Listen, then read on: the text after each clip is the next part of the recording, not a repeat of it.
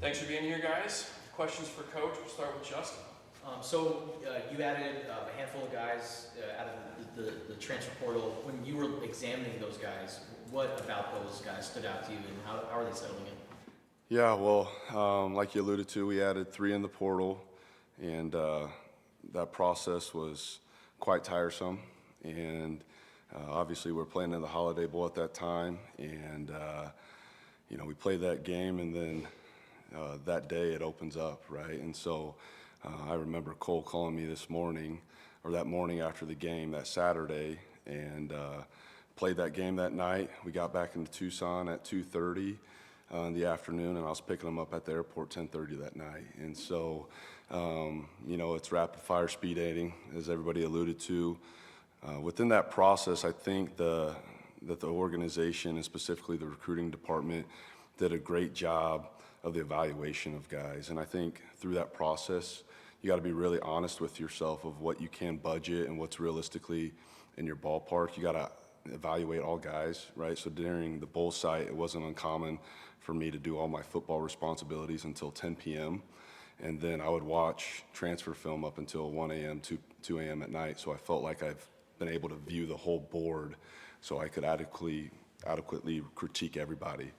And within that process, the 3 guys that we took, one, we play in the Big 12, and we needed to get longer. Collectively as a room, we weren't as long as I felt like we needed. The depth from the athleticism point wasn't there holistically from the room either. And so I feel like Cole, Shane, Art exemplify all that. All of them are 6'4 plus. Shane and Arthur have done a great job within their development of adding 10 to 15 pounds plus.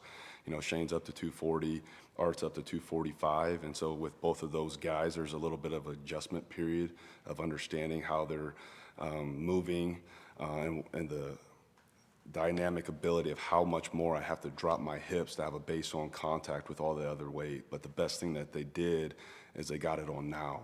And so now they have all the time from January till September 1st to either change the weight in a little bit more healthy manner,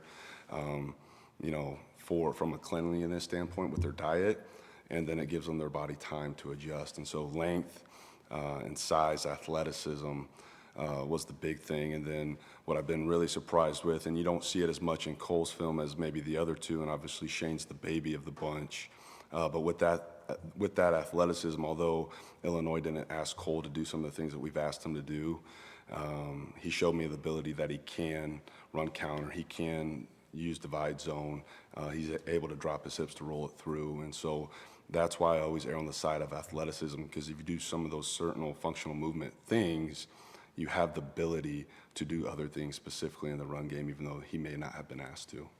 Cole specifically, why was he maybe a priority, considering you guys were picking him up at the airport as soon as you guys got back? Yeah, I think he was a priority, one, because he showed that he had the athletic ability to do what we wanted in the throw game. And with that, although, like I alluded to, he wasn't asked to do some of the things that we're asking him to do in the run game, I felt like he can do it.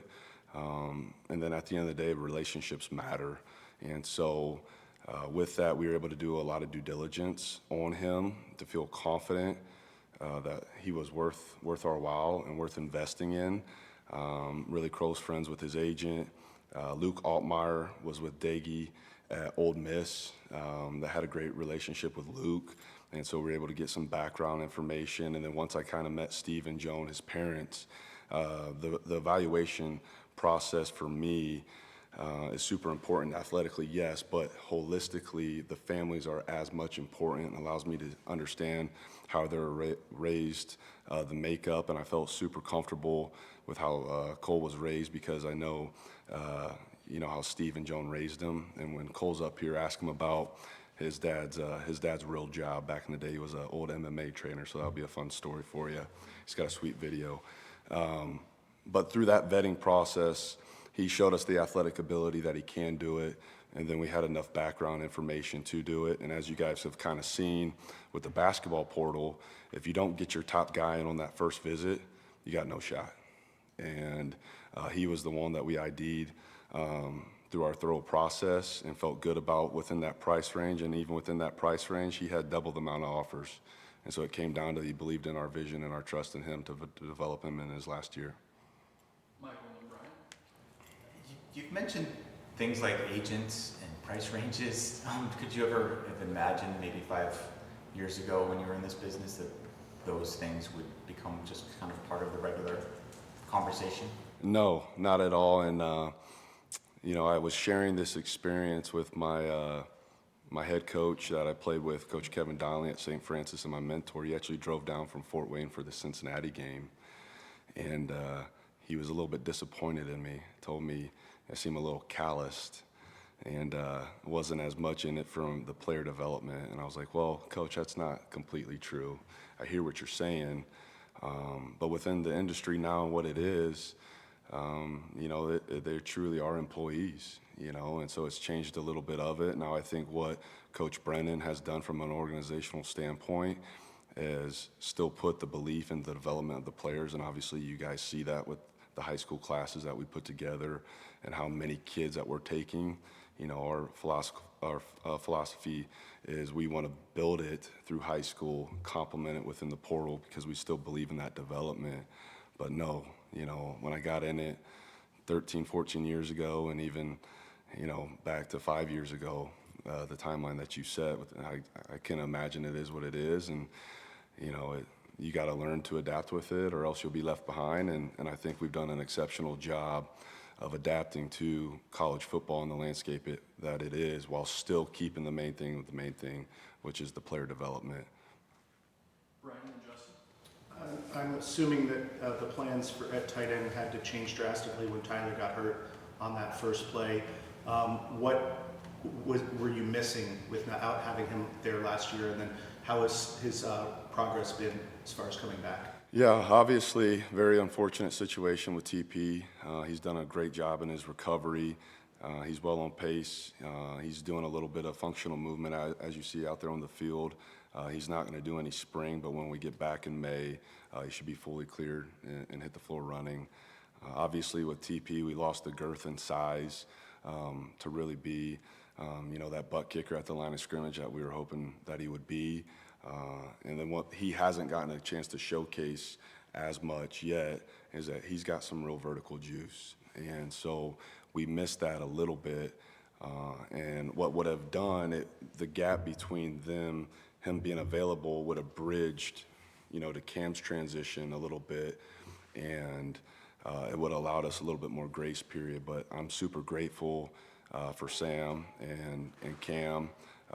Obviously, Cam grew into be a really special player for us, and he played those last 3 or 4 games on a broken foot, so we didn't get to showcase him as much as what we were hoping to. And so him to end his career the way that he played in that SMU game is really special.